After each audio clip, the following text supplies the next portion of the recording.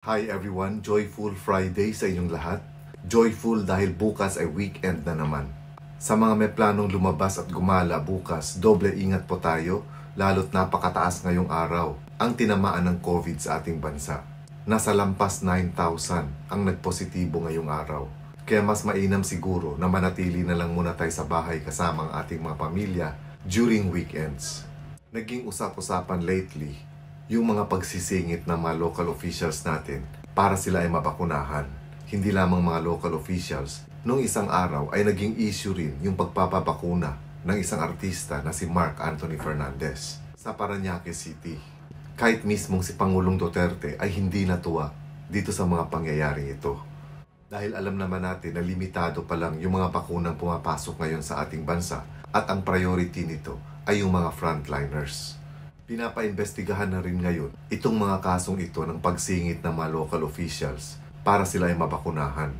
Ganon din itong kaso ni Mark Anthony Fernandez kung bakit kahit hindi siya nasa priority list ay nabakunahan siya. So dito sa videong ito mapapanood natin yung interview kay DILG Undersecretary Epimaco Densing na interview sa kanya ng Radio Inquirer. Ganon din mapapanood natin yung interview naman kay Parañaque City Mayor Edwin Olivares ng Teleradio. Sa mga bago pa lang dito sa channel ko, please don't forget to subscribe to my channel and tap the notification bell, and huwag nyo rin kalimutang i-click yung all para every time na meron ako mga videos na ina-upload, makakatanggap agad kayo ng notification.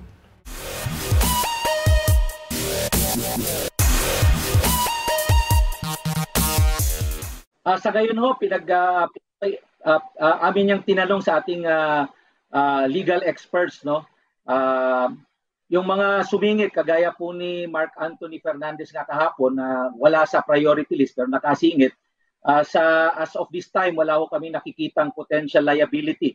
So mukhang makakalusot siya kung wala kayong makikitang liability. Pero sana naman yung mga ordinaryong Pilipino na wala naman dun sa mga priority listing, makonsensya na lamang po kayo na marami sa ating kababayan laging exposed sa COVID-19. Itong healthcare workers, tayo, isang bakuna na hindi natin o pinagkait natin sa mga healthcare workers ay isang bakuna na pinagkait natin sa mga kalusugan ng mga taong lumalaban para sa taong bayan, lalo na sa kapanuhunan na may COVID. Ipapalabas na namin hopefully by this afternoon ang show cause order kay Mayor Edwin Olivares para magpaliwanag siya. Command responsibility niya po ang pagsisigurado ng ating vaccination plan ay nasunod sa kanyang lokal na gobyerno. At narinig natin si Pangulong Duterte kagabi na nagalit tungkol doon dahil niwala siya sa A1 to 5 priority list or B1 to 6 priority list. Bigla silang nakasingit. So nakakapikon at sama ng loob para sa ating mga kababayan na dapat inuuna natin yung ating frontline workers.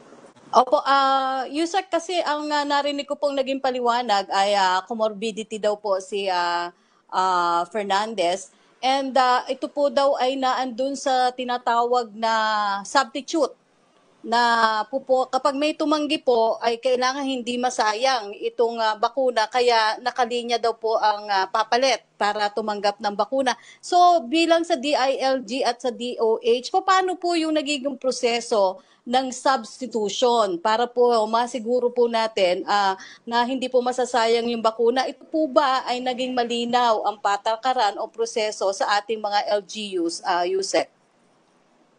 Una sa lahat, excuse na lang nila nung nalaman lumabas sa balita na nakapagpalusot sila ng isang non-priority individual, gumawa na silang rason. In fact, nadagdagan pa yan, Rocky, dahil nakareceive ako ng information ngayong umaga na merong konsihal din ng Parañaque na nagpabakuna rin kahapon, at meron din isang empleyado ng Department of Justice na hindi binigay sa akin ng pangalan, mga nagsumbong lang. So talagang hindi nila sinunod itong mga priority list. At pag sinabi natin priority list, pag hindi po available dapat yung mga babakunahan, yung substitution dapat nandun din sa mga priority individuals. Hindi sila dapat tumalon sa labas, no? Which is, in their case, AstraZeneca po yan, so napaka-sensitive sa ating. So narinig natin mismo si Undersecretary Densing at sinasabi nga niya na mukhang absuelto or lusot na si Mark Anthony Fernandez dito sa investigation ng pagbabakuna sa kanya. Sabi nga ni Undersecretary Densing ay kumonsulta sila sa ilang legal experts at sinasabi nga ng mga ito na hindi criminally liable or walang pananagutang kriminal si Mark Anthony Fernandez sa ginawa niyang ito. Ayon naman kay Mark Anthony Fernandez ay wala naman daw siyang nilabag na batas dahil ayon nga sa kanya ay nasa second priority list siya. Yung unang priority kasi ay yung mga frontliners at yung susunod doon ay yung mga senior citizens at yung people with comorbidities. At dito raw siya napapabilang as a person with comorbidity. Ang ibig sabihin ng comorbidities ay yung mga taong may dalawa o higit pa na nararamdamang sakit sa katawan. Katulad halimbawa ng diabetic siya at the same time ay may problema siya sa kidneys. Considered siyang tao na may comorbidity. So sa paliwanag nga ni Mark Anthony Fernandez, sinasabi niya na siya ay isang hypertensive patient dahil madalas daw ang kanyang BP ay nasa 180/130. And at the same time, ay isa rin siyang taong may depression. At ito daw ay pinatunayan ayon sa pagsusuri ng City Health Doctor ng Parañaque. Kung kaya pasok siya sa next priority list after frontliners. At the same time, dinipensahan din ito ni Parañaque City Mayor Edwin Olivares. Panoorin natin yung interview kay Mayor Edwin Olivares ng Teleradio. Peter, as of now, wala pong binibigay po sa aming memorandum ng show cause, yung ating DILG. At siguro po yung ating undersecretary, dapat siguro alamin niya muna yung istorya bago magsalita ng statement. Kasi alam po ninyo, Peter, tuloy-tuloy yung ating vaccination program natin dito sa Parañaque. Mula nung nabaksakan tayo ng vaccine 2 weeks ago ng DOH, ito yung Sinovac at saka AstraZeneca. At doon po sa kanilang guidelines, ang priority po natin dito, yung ating medical health frontliners. Meron kaming 4,000 frontliners po dito, public and private. Halos 90% to 95% na inoculate na po namin po sila. So yung ating pong frontliners, tapos na tayo, Peter, sumunod na po kami doon sa ating priority group, yung ating senior citizen, pati po yung ating mga person with comorbid. Yan po yung susunod po natin. Pag po doon sa ating vaccination time, hindi po dumating yung ating health worker, yung mga 5 to 10%, sinasubstitute po natin yan ng susunod na priority group. Yan po yung senior citizen at yung person with comorbid. Yung person with comorbid. Pinanong ko po yung sa ating medical team, yung nag-vaccine po kay Mark Anthony Fernandez, yung pong tao, meron pala siyang comorbids, kaya po siya binaksin. Kasama po siya doon sa priority group na substitution doon po sa mga health center natin, mga health worker, na hindi po dumating kasi pa 5 to 10% na lang po yung ating pong hinihintay para matapos yung inoculation ng ating mga frontliners. Mayor, sorry, matanong ko lang po, no? Na-interview po si Sir Mark Anthony Fernandez. No? Sinabi po niya na wala naman po siyang nararamdaman na kahit ano. Ano po yung comorbidity na sinasabi niyo po kaya siya napagbigyan? And isa pa po, ito pong substitution list na ating sinasabi kanina, ito po ba ay aprobado at sinabi po ng DOH-IATF na dapat natin gawin once hindi nagpunta yung mga nasa A1 list natin? Yes, kasi meron naman pong hierarchy. Yan po aprobado po yan ng ating IATF pati DILG para hindi po masayang po yung ating vaccine. So ang susunod po dyan, yung senior citizen at saka yung person with comorbid. Alam po naman natin sa public knowledge, yung depression ni Mark, di ba? Alam po natin po yun all over. At meron po hypertension po yung tao according to sa ating medical team na nag-inoculate po sa kanya. Hindi po natin maitatago yung kay Mark. Alam po ng taong bayan po yan all over the country. Pangalawa, when you talk about priorities, no, yung pong mga senior citizens yata, kung tama yung aking recollection, ang nasa pangalawang antas ng prioritized segments, ano po. So which means why is ano po si Mark Fernandez, why is he so special? What made him so special na siya pa ang nauna doon sa mga ang dami-daming pwedeng nabakunahan sana ahead of him? Peter, yung pong ating senior saka comorbid na halos the same ang priority po noon eh. The same. Yung pong mga taong may sakit, yung meron pong mga ailment. Kasi sila po yung mga vulnerable. Kaya yung senior po sila, vulnerable po yun, lalong-lalo na po yung person with comorbid. Yan po yung mga vulnerable. So, yung po aming medical team, yung mismo nagdoktor, na mismo nag-spin po sa kanya, inatest po niya na may comorbid si Mark Anthony Fernandez. Opo, pero si Mark Anthony Fernandez din po mismo, Mayor, ang nagsasabi na Ako'y fit na fit, nag-gym ako, maganda ang pangatawan ko. Bilagay ko, Peter, sa iyo, di ba? Alam naman natin na may nangyari po sa insidente sa kanya. Natatandaan po ninyo? Sa Pampanga ba yun? Di ba? Opo. Okay. Di ba natatandaan po niyo insidente at nagkaroon po siya ng mga depression? At ang depression po is a comorbid. At sinabi po ng ating medical team na meron siyang hypertension. Opo. Yes, Mayor, we understand that, no? May comorbidity po siya. But right now, we are only, according din po sa IATF, we are only gonna be vaccinating yung frontliners natin. A1 po. Naintindihan po natin yung comorbidity na sinasabi niyo for Mark Anthony, but there are others who also experience the same comorbidity. Bakit po siya nabigyan? Iba, hindi. Kung sino po yung present po doon, Ma'am Vika, they will inoculate that. Hindi po pwedeng, kung ikaw ba'y driver at may comorbids ka, hindi ka bibigyan. Hindi po ganon. Kung sino po yung nandun po doon at meron po siyang pag-screen na may comorbids, bibigyan po ng vaccination on after nung ating pong frontliners. Kasi binanggit ko po sa inyo, Peter and Rika, yung frontliners po natin, halos 5% na lang naiwanan eh. Yung 5% po doon, hindi mo natin mapipilit naman sila yung 5% kung ayaw nila magpabakuna. Ini-encourage po natin po sila 100%. But we could not force them to take the vaccination. So, kayo po ba ay kinonsulta bago tinurukan si Mark Anthony Fernandez ng bakuna? Paano po ba yung decision making? Wala pong consultation po sa amin po doon kasi po yung ating medical team, vaccination team, alam po nila yung priority. Sila po ay brief ng ating CHO, brief siya ng ating City Health Officer kung sino po yung priority at susundan po nila yung pong priority group na ibinigay pong guidelines ng DOH at saka ng IATF. At sinabi po nila na yung pong babagit ko po, sinabi ng medical team na may comorbids ito, kaya binigyan sila as substitute na hindi po dumating yung ating pong health worker na halos nasa 3 to 5% na lang po hindi nababaksin sa Parañaque. Mayor, with what you're saying, na meron po tayong substitution list kapag hindi po dumating ang ating mga frontliners. Malamang meron po kayong listahan kung sino-sino na po at ilan na ang mga nabakunahan. Pwede po ba naming malaman ilan yung bilang ng mga hindi A1 prior list natin na nabigyan po ng bakuna on your LG? Ngayon lang po, wala po akong record. Pero yung pong ating pong CHO po natin, yung ating City Health Office po natin, may record po dyan.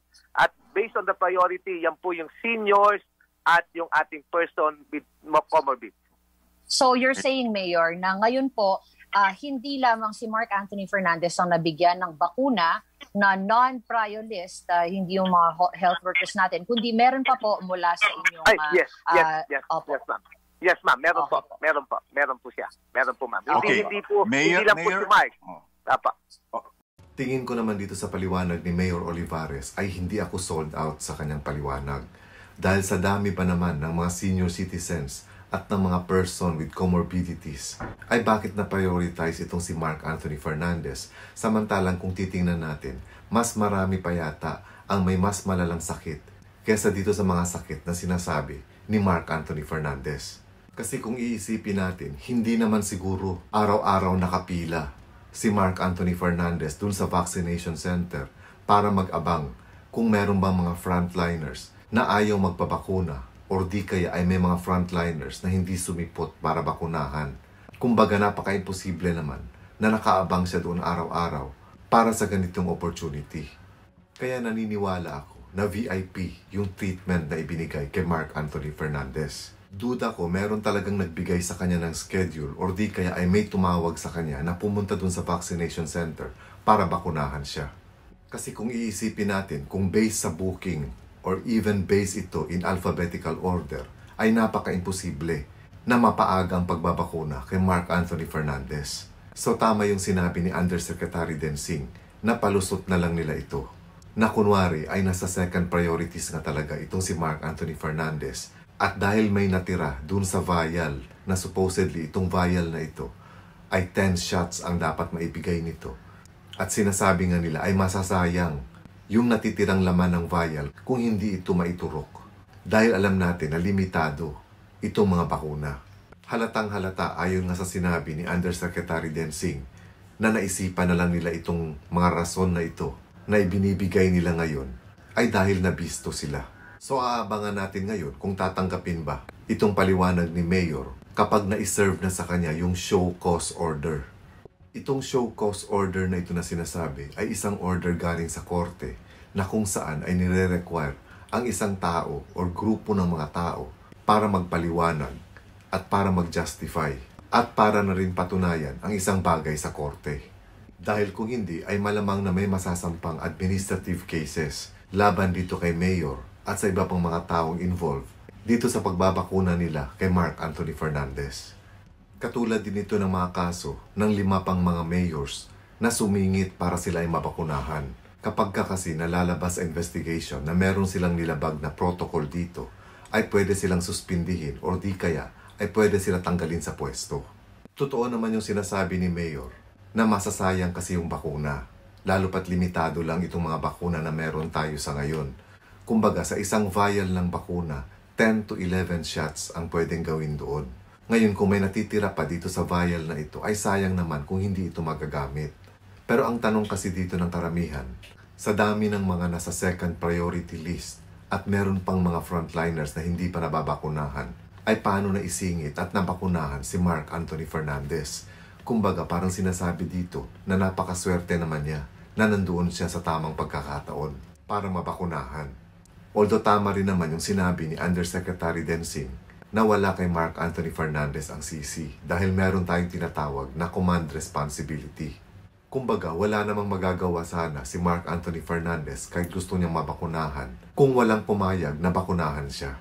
Ibig sabihin kasi ng command responsibility ay yung pagkakamali ng isang superior or halimbawa sa kasong ito ng isang mayor na hindi niya napigilan yung maling ginawa ng kanyang subordinates o yung mga tao niya.